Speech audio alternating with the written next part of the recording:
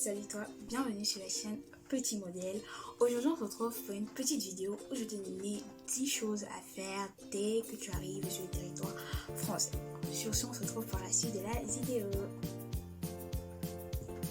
Alors, avant d'entrer dans le vif du sujet, j'aimerais te conseiller d'avoir au moins une personne dans ta ville qui va t'expliquer comment les choses fonctionnent. Alors, c'est très important, ne serait-ce que t'expliquer le système de transport, parce qu'à lui seul, c'est toute une école. Mais je sais qu'il y a des étudiants qui quittent leur pays et viennent dans des villes où ils ne connaissent franchement personne. Donc, je vais te donner un petit tip, c'est que tu vas essayer de regarder en avance s'il y a de l'association, si par exemple tu es congolais et que tu vas vivre à Bordeaux, tu vas essayer de voir s'il y a l'association des Congolais à Bordeaux et tu vas essayer, si oui, tu vas essayer de les contacter et te présenter et dire que voilà, tu viens d'arriver, tu ne connais pas comment ça se passe et tout, tu aimerais qu'on t'explique comment les choses se passent. Je pense qu'il y aura au moins une personne qui pourra t'aider, ne serait-ce que t'expliquer le système de transport, ok? Donc, entrons dans le vif du sujet. Donc, la première chose que tu dois avoir avec toi, c'est une puce française. Donc, tu dois payer une puce française. Ce que tu vas faire, c'est que tu vas aller dans un tabac et tu vas payer une carte prépayée. Avec cette carte prépayée, tu vas avoir un numéro français et tu pourras recharger des crédits de communication ou la connexion internet le temps que ta carte bancaire ne soit opérationnelle afin de prendre un abonnement mobile. Ok? Donc, il faut payer une puce française. Parce que sans numéro français, tu ne peux pas faire de démarche administrative. Ensuite, la deuxième chose que tu dois faire, c'est de valider ton visa. Oui, c'est très important. Généralement, lorsqu'on voyage, on nous dit qu'on a 3 semaines pour le faire. Mais franchement, on a tellement de choses à faire qu'on peut facilement l'oublier. Donc, c'est très important de le faire le plus tôt possible. Là, franchement, ça va t'éviter des tracasseries inutiles. Parce que ça serait vraiment dommage de ne pas le valider. Parce que si tu ne valides pas ton visa, tu vas te retrouver... tu seras un peu sans papier, tu vas te retrouver sans papier. C'est vraiment dommage, ça va faire tout ce processus pour en arriver là, c'est même inacceptable. Donc, la troisième chose que tu dois faire, c'est franchement de payer ta scolarité. Ok, tu es étudiant, ton travail, c'est étudier. Donc, tu dois payer vraiment ta scolarité pour te libérer aussi l'esprit et facilement aussi avoir accès à ta carte d'étudiant. Parce qu'avec la carte d'étudiant, tu as facilement accès à certains services. Donc, c'est très important de payer ses frais de scolarité lorsqu'on arrive. Ensuite, la quatrième chose que tu dois faire, c'est de créer un compte bancaire. Parce que, voilà, il est très difficile de vivre en France sans compte bancaire. C'est même impossible sur le long terme. Donc, c'est très important.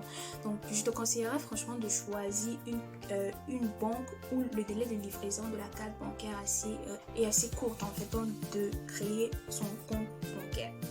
Ensuite, la chose suivante que tu dois faire, c'est de t'inscrire à la sécurité sociale et à la complémentaire santé. Donc, ce sont des services mis sur pied par l'État qui vont te permettre de prendre en charge tes frais de scolarité. C'est vraiment super. Donc, la sécurité sociale va te permettre d'avoir de prendre en charge 70% de tes frais médicaux et la complémentaire santé, ce n'est pas obligé à prendre 30% de tes frais médicaux. Donc, il faut t'inscrire aux deux pour avoir une prise en charge totale de tes frais médicaux.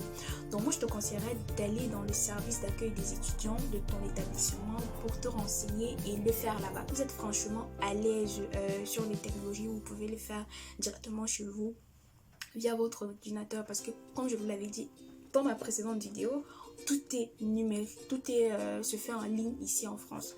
Donc, inscrivez-vous à la sécurité sociale et à la complémentaire santé. Ok. Donc, ensuite, vous devez vous inscrire à la CAF. C'est la chose suivante à faire, c'est de t'inscrire à la CAF.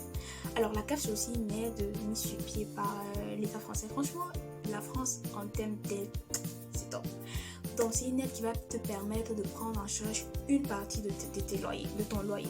Donc, ce que tu vas faire toujours quand tu es étudiant, tu vas dans le service accueil des étudiants, tu essaies de poser des questions par rapport en fonction de ton profil, ils vont essayer de calculer, en fonction de ton profil et ton loyer, du montant de ton loyer, ils vont essayer de calculer le montant qu'ils vont prendre en charge chaque mois. Et moi, je trouve que c'est super bon. En tant qu'étudiant, c'est une obligation de t'inscrire à la sécurité sociale, à la complémentaire santé, à la CAF. Donc, c'est pas des aides à négliger, ok? Ensuite, chose que tu dois faire, je crois, c'est de payer ses impôts. C'est quelque chose d'important, mais c'est pas obligatoire, mais c'est important parce qu'on ne sait pas de quoi sera fait demain. Parce que il y a certaines aides dont tu voudrais bénéficier et parfois on te demande ta déclaration d'impôt. Parfois, quand tu veux louer un appartement, on te demande ta déclaration d'impôt. Donc, franchement, il faut le faire pour éviter toute tracasserie. Donc, déclare tes impôts, c'est très important. Alors, la 9e chose que tu dois faire, c'est vraiment de te renseigner sur les aides dont tu bénéficies. Alors, en étant étudiant, on n'est pas riche, on est pauvre, qu'on ne se mente pas, ok? Donc, tu as besoin des aides. Premièrement, il y a par exemple l'aide au restaurant universitaire à 1 €. Il y a les aides de l'ESO, de l'Arboraï. Je crois que je ferai une vidéo en fait sur les aides en France. Mais franchement, renseigne-toi sur les aides dont tu bénéficies. Je crois que ça pourra vraiment te sauver financièrement, tu vois. Donc, c'est très important d'être au courant des aides en fait de ta ville et des aides dont tu bénéficies. Et aussi, un petit conseil, c'est que lorsque tu veux bénéficier d'une aide, tu as généralement un formulaire que tu remplis. S'il te plaît, remplis ce formulaire avec beaucoup de sérieux. Montre que tu es vraiment dans le besoin. Ne remplis pas en fait ce formulaire à la olé olé en fait, sinon tu n'auras pas l'aide. Ensuite, la dernière chose que tu dois faire, c'est de connaître ta ville. Alors donc, n'hésite pas à sortir, même si tu es seul, n'hésite pas à sortir, à visiter ta ville, à connaître les bons plans de ta ville, à connaître où acheter quoi, par exemple, quel est le magasin où on peut acheter des livres vraiment chers, quel est le magasin où acheter des vêtements assez moins chers, quel est le magasin où acheter des chaussures assez moins chères. Franchement, en tant qu'étudiant, tu dois connaître ça là, c'est très important. Donc n'hésite pas à demander, à te renseigner pour te sentir à l'aise aussi dans ta nouvelle ville, quoi, parce que c'est ta nouvelle ville et c'est ta nouvelle vie, donc il faut savoir t'adapter. Donc c'est ça. J'espère que cette vidéo t'aura plu. On arrive à la fin. N'oublie pas de liker la vidéo pour me donner franchement la motivation de t'aider dans tes démarches de voyage. Voilà, m'écrire en bas dans les commentaires, donner tes retours par rapport à cette vidéo et donner tes idées de vidéo. Et n'hésite pas surtout à partager la vidéo parce qu'on ne sait jamais, ça peut aider un frère, une soeur. Donc, sur ce, moi je vous laisse. On se retrouve pour une nouvelle vidéo. Bye! Alors je tiens à m'excuser parce que je viens de remarquer que j'ai oublié de préciser le 7e point. Le 7e point, il s'agit de faire sa carte de transport, c'est un must do. En France, le système de transport est totalement différent de nos systèmes de transport dans nos pays africains. On est généralement habitué aux taxis, aux bus et aux motos. Mais ici, on a à la fois le tram, les bus, le train. Donc c'est assez complexe. C'est très important de faire sa carte de transport pour facilement se déplacer sur tous ces moyens de transport là. Donc pour ça, tu peux aller au service d'accueil d'étudiants. Je pense qu'il y a un service pour ça, et généralement lorsque tu as moins de 25 ans et que tu es étudiant, tu as droit à une réduction. Donc voilà.